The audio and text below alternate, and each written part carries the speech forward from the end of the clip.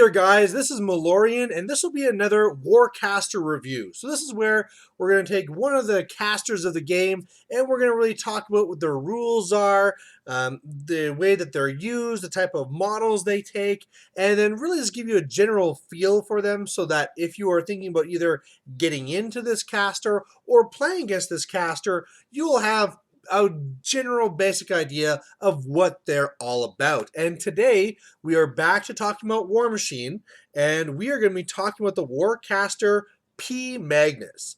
Now, pMagnus is not actually seen very much. I mean, Mercenaries themselves as a faction aren't normally seen that much unless it's something that's running an Earthbreaker or whatever else.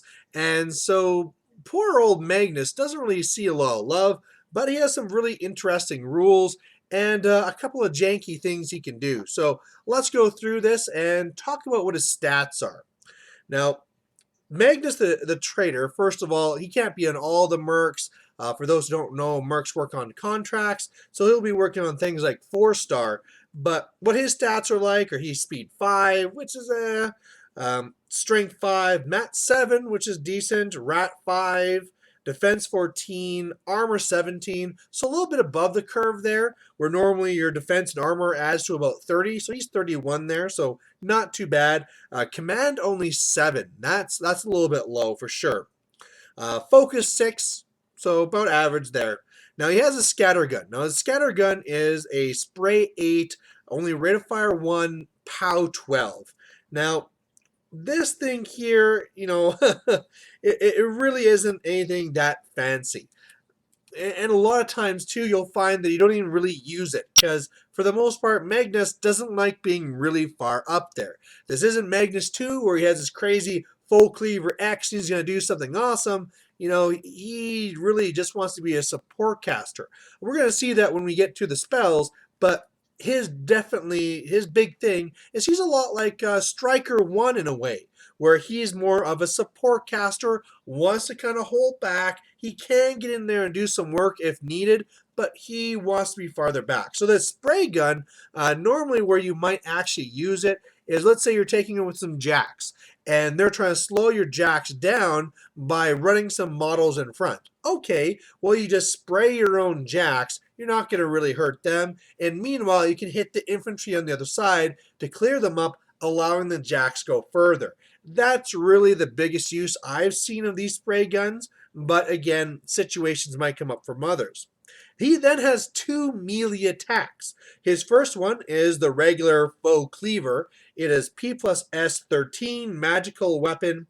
And this thing here has powerful attack. So for 1 focus, you are boosting your attack and your damage. So, you know, pretty solid. You know, with a little investment there, you charge in, you spend 1 there to probably boost a hit because it's the charge, and then past that, you're just paying 1 to do whatever you need. So, you know, it's something where, again, it's nice, but you shouldn't really be saying like, oh yeah, this guy is a melee monster.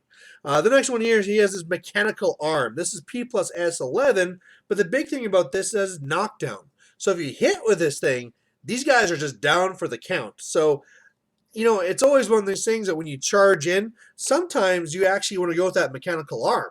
Because if you connect with that, they're knocked down, and then that's where you just keep on going with that full cleaver X. So again, he has these melee abilities, and he can do okay, but man, if you get this guy up there, he is going to die. We're not in a faction that has Arcane Shield. We are in a faction where, you know, he's a caster that likes to spend his focus, so he won't be camping very much. So unless you have a lot of shield guards or do a little janky other thing we're going to be talking about, he just won't survive being up there. So let's look at his other special rules. He has backstab, which almost never comes up. What that means is that if you're ever doing a backstrike, you get an extra dice. So look for it if it ever comes up, hooray. But honestly, unless somebody makes a big mistake, it's not really going to really do anything for you. Feign death. Now this one's very interesting. This model cannot be targeted by ranged or magic attacks while knocked down. And this can be a big part to his survivability. Because like we said, you know, this guy, his stats are not too bad, right? They're above average, but he likes to spend all of his focus. One way you can keep him alive, funny enough, is by knocking him down yourself. So this can be a got ya going the other way, where if your opponent is trying to kill you, maybe they hit you with a force hammer, maybe they slam something into you, but then as soon as you're knocked down, they can't target you. So it can be something that'll stop something, say like a Krios pop and drop, right? Where if Krios says everybody's knocked down and now my Reckoners are going to shoot you, too bad, I'm knocked down, so you can't target me at all. So there are times that will happen and throw a monkey wrench in your opponent's plans, but you can also use it yourself. If you do want to run Magnus a little bit more forward, a little bit more midline, and do a little bit of attacks, and then have something like the Buccaneer, and the Buccaneer throws his net at Magnus and does no damage but knocks him down, then all of a sudden, unless they can get something into melee with him, he's totally immune to ranged and magic. So there is some silly jank in there, but again, you don't want to be doing this too far forward because then there's going to be hitting you with melee and automatically hitting you. So again, use this when appropriate. Past that, he also has Resourceful, and this is really big for him because, again, we said he's a support caster. He has a lot of upkeeps that he wants to be putting out there, and what Resourceful is it says that he gets the upkeep for free. So first turn, you want to get all those upkeeps out there, and then after that, it's just out there forever. He clearly does not like casters with Purification because some of his spells are fairly expensive, and so if he has to keep on casting this every turn, Magnus is not a happy man. But at the same time, it's something that can definitely help if you're not up against that Purification. So with that in mind, what spells does he actually have? Well, he has Arcantric Bolt. So this is your normal range 10, power 12, but a Warjack damaged by this becomes stationary. And that can be pretty nice. Say something if you have a Jack that is being Jack marshaled, so they won't be able to shake the stationary, or if you're able to knock them down as well, or if you're just trying to shoot something there to make it stationary so that other things will automatically hit, it can be good, but again, this is probably not going to come up very often. I mean, maybe you need to kill off a Pistol Wraith or something like that coming in, but again, this won't normally be cast. His next upkeep is going to be called Blur. Blur is awesome. It's the same thing you saw in Striker, where it's +3 defense against ranged or magic attacks. So what you can really do is get this out on one of your nice units with the higher defense, and it just says, yeah, good luck trying to shoot us down. Even mediocre defense, right? If you have something, say, like your halberdiers, you throw Blur up on these guys, and all of a sudden it starts getting very difficult to try and shoot them. So a very, very nice spell. Again, he can always use it on himself to keep himself alive, although it might be easier just to go and knock him down type thing, so he can't be targeted at all. But a very, very good defensive spell that you can cast here. Next one is Iron Aggression. Now, Iron Aggression, really good spell, but also very expensive. This one costs 3. It is an upkeep, like I said, and a friendly Warjack can run charge or make slam or trample power attacks without spending any focus and gains boosted melee attack rolls. So this can be really good for a lot of things. Let's say you want to put on your Galleon. All of a sudden, he can charge in there for free. All of his attacks are automatically boosted. It's really nice for things like Manglers. Manglers with their Thresher attack. All of a sudden, all those attacks are boosted to hit, and he's going to be slaughtering infantry that's grouped together. So very, very nice spell, but also very expensive. So you're going to want to figure out where you want to put this spell and leave it there. And the nice thing is, too, is that even if it's on something mediocre, let's say you're running in with one Jack and it's like a mule or something, sure, get it out there and remember that he then upkeeps for free. So you don't care. I mean, as long as you don't have Purification or anything else, it's really a free thing after the first turn.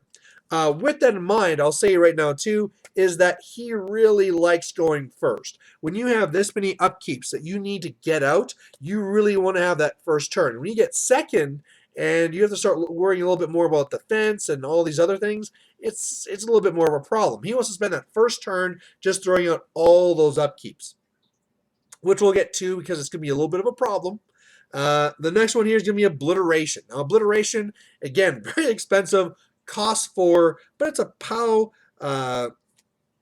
POW 15, a range 10, AoE 4, and it's a really nice one where if there's a lot of grouped together infantry that you want to hit, POW 15 is pretty good. So if you want to hit a harder target, you can do some good damage there, but it is really expensive. So you have to really make sure that that investment is not better spent on, hey, let's put those 4 focus on one of my jacks, right? Something like that. So you have to really watch that worthwhile. It's kind of like the Alcantric Bolt, where it sometimes will come in, but at least the Obliteration will come in more, because if you ever see that grouped up infantry, say with high defense, sure, throw an Obliteration there, try and do some damage, but it's, like I said, pretty expensive. Now, the next spell he has here is going to be another upkeep. He actually has 4 upkeeps, which is pretty crazy. And that's going to be target-friendly Warjack gains +2 armor and is immune to continuous effects. And the continuous effects, that one is kind of like, sure, why not? But the +2 armor, why not? It's an armor buff. It's good on whatever. It's good on Galleon. It's good on whatever jack you just want to have higher armor on. So a nice little spell there. Could be an out if you, let's say, you have stall on yourself, right? Somebody to stall to you, you want it to run. Hey, you put this on them. That continuous effect just goes away, and then all of a sudden he can just charge off. So something to keep in mind there, where sometimes that secondary effect is a big deal, but usually it's just an armor buff. Finally, he has Snipe. So target friendly models units, range attacks gain +4 range, and of course there's a lot of units that like taking this. Being that he's 4-star, he can be doing this with long gunners, right? Long gunners, instead of having their 14-inch range, can be 18, and they'll be doing some major work from a long distance. He, again, put on a galleon so that he can be shooting that spear out way far, or his little chest guns can be going out far. On a mule is nice. Maybe a renegade could be nice as well. And we'll be talking about the renegade in a second because it's his little personal jack. But Snipe, really on anything that shoots, really nice to have. Maybe a model that's usually very mediocre for shooting, all of a sudden you add Snipe, and it allows them to aim, right? So that can be a very big benefit right there. Now, what you're going to see here is that he has a lot of upkeeps. He is going to be having 4 of them. 3 of them cost 2, another one costs 3, and he only has 6 focus. So one of the things you're going to have to do is really try and decide where you're going to want to put those upkeeps, and it really is killer, because sometimes you just can't cast them throughout the game, because especially maybe in the first turn you're doing your upkeeps, and then the second turn maybe another one, but by the second turn you're starting to get that engagement, so you're starting to need to allocate focus to actually make your jacks do something. So it could be that even though you're going to upkeep everything for free, you just can't get them all out. Now, it should be seen here that on the first turn you could do Blur and Tempered Metal and Snipe in that 6 focus, which is what he has. And then on the following turn, he could be doing Iron Aggression. So math-wise, that can work really well. The bad thing about that is that then he doesn't have any focus to hand out. So if you are having some jacks that you are needing to get up the field, that can be a real issue. However, luckily, that's countered by his feat, which we're going to be talking about next. Now, Magnus's feat is called Hit and Run, and what it says is that models and Magnus's battle group currently in his control area can make a full advance or run after all friendly models have completed their actions this turn. Warjacks do not have to spend focus to run during this movement, and during this, they cannot be targeted by free strikes. So, in the world of feats, this is not really that impressive. Like, oh wow, we get an extra move. It's nothing really that great. It does have a couple of uses though, and one of them is with dealing with that upkeep issue. Let's say you're running, who cares how many jacks?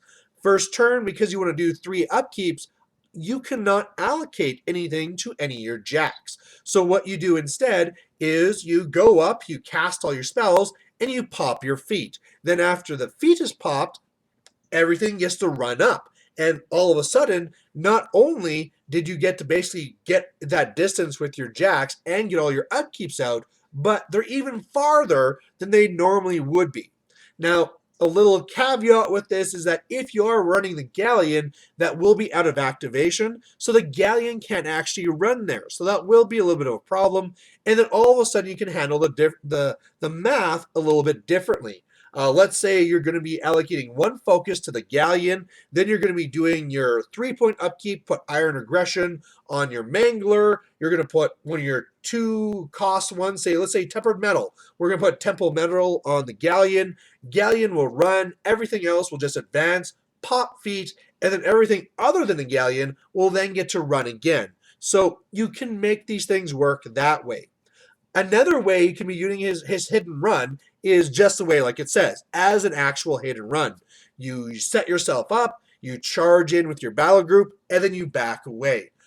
This is just the battle group, and we don't really have any really crazy good jacks that are, you're not having like a Moloch Karn or anything like an old Rowdy that's going to get in there, really crush face, and then is really good to pull away and save.